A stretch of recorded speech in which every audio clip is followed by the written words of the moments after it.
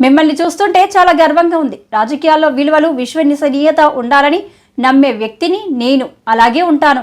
Party కూడా అలాగే ఉండాలని ప్రతిక్షణం ఆశిస్తున్నాను అన్నారు.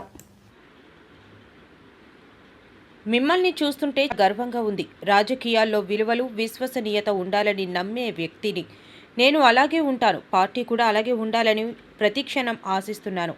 ఉప ఎన్నికల్లో మీరు చూసిన తెగువకు, ధైర్యానికి హ్యాట్స్ ఆఫ్ అంటూ జగన్మోహన్ రెడ్డి అభినందించారు.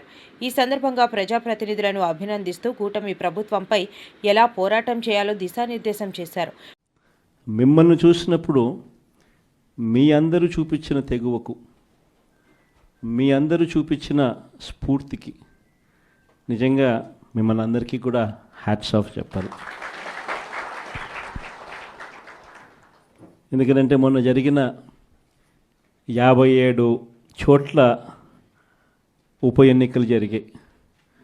అంటే దాదాపుగా జెడ్పీటీసీ స్థానాలకు, ఎంపీపీ స్థానాలకు, వైస్ ఎంపీపీ స్థానాలకు, కోఆప్షన్ సభ్యుల ఎంపికకు, ఉప సర్పంచులకు సంబంధించిన స్థానాలకు సైతం దాదాపుగా 57 చోట్ల జరిగితే ఒక 7 చోట్ల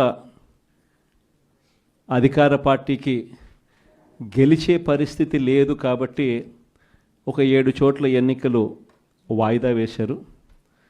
మరో 50 చోట్ల ఎన్నికలు వాయిదా వేసే పరిస్థితి లేక ఎన్నికలు జరపక తప్పని పరిస్థితిలో ఎన్నికలు జరిపారు. జరిపిన ఈ చోట్ల కూడా దాదాపుగా 50 స్థానాలకు గాను 39 స్థానాలు వైఎస్ఆర్ కాంగ్రెస్ పార్టీ కార్యకర్తలు గొప్పగా తెగింపు చూపించి గెలుచుకోగలిగాం.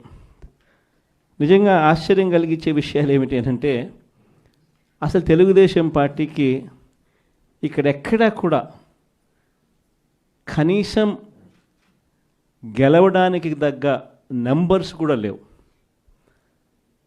గెలవడానికి కావలసినన్ని సంఖ్యా